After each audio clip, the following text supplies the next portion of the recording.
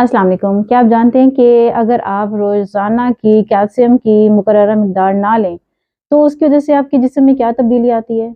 और किस तरह से आपकी जो बॉडी है वो कम कैल्शियम मिलने की वजह से आपकी हड्डियों के अंदर से कैल्शियम निकालना शुरू कर देती है और उसको वहाँ से निकाल के कहीं और यूटिलाइज़ करती है।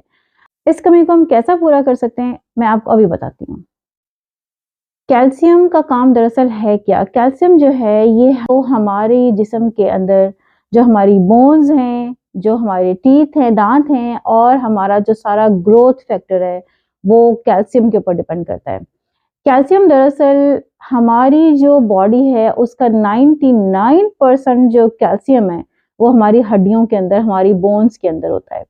वो बच्चे जिनका कद बढ़ नहीं पाता या जिनकी नशो-नुमा जो है रुक जाती है या वो बच्चे जो कि ग्रोइंग स्टेज में होते हैं 18 साल तक 0 से लेके 18 इयर्स तक उनकी बॉडी में कैल्शियम को पूरा करना बहुत ज़रूरी है।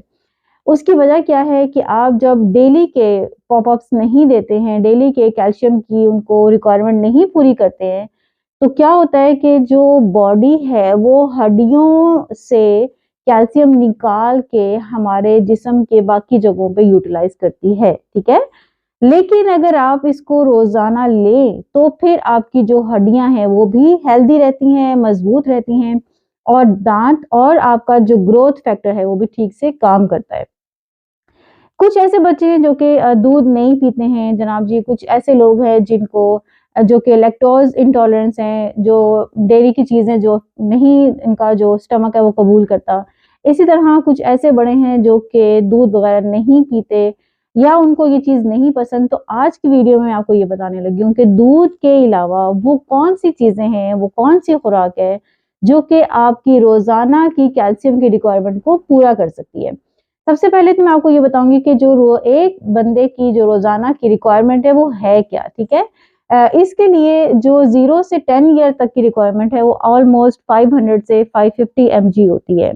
और फिर हमारे पास जो अगला बैच है वो 11 ईयर से 18 ईयर्स तक होता है, ये वो बैच है जिसके अंदर बच्चे ने ग्रो करना है, अपना कद निकालना है और इसमें जो हड्डियाँ हैं वो आपकी खिंचती हैं, वो लंबी होती हैं। इस स्टेज में आपकी जो रिक्वायरमेंट है वो 800 से 1000 आ जाती है। जो लड़कियां हैं, जो गर्ल्स हैं वो ऑलमोस्ट 800 एमजी उनके लिए इनफ होता है और जो लड़के हैं उनके लिए 1000 जो है वो इनफ होता है। 18 साल के बाद यानी कि 19 साल से लेके तकरीबन 50 साल तक के लोगों के लिए जो इसकी रिक्वायरमेंट है वो 1000 एमजी लाज़मी है। लेकिन अगर उनको ऑस्टियोपोरोसिस है, वो मेनोपॉज़ के मरहले में है या उनको कोई और पेट का कोई इश्यू है, आईबीएस है या आईबीडी है, कुछ भी है, तो फिर उनकी जो रिक्वायरमेंट है वो 1200 एमजी हो जाती है, ठीक है? इसी तरह अगर प्रेग्नेंट वुमेन है या वो ख़वातीन जो कि बच्चों को दूध पिलाती हैं, उनकी भी रिक्वायरमेंट 1300 एमजी है। ये चार्ट जो है इसको आप महफ़ूज़ रखें और आप याद रखें कि आपकी 1 दिन की ऑलमोस्ट जो रिक्वायरमेंट है वो क्या है। अब मैं आपको बताती हूँ कि जो आप 1 गिलास दूध पीते हैं, उसके अंदर जो कैल्शियम है वो तकरीबन 230 या 240 एमजी के करीब होता है, ठीक है? और इसके मुताबिक अब मैं आपको बताना शुरू करती हूँ कि वो कौन-कौन सी खुराक है जो कि दूध के मुकाबले में आपको कैल्शियम दे सकती है। इसमें सबसे पहले जो चीज़ आती है वो आपका दही है, आपका चीज़ है।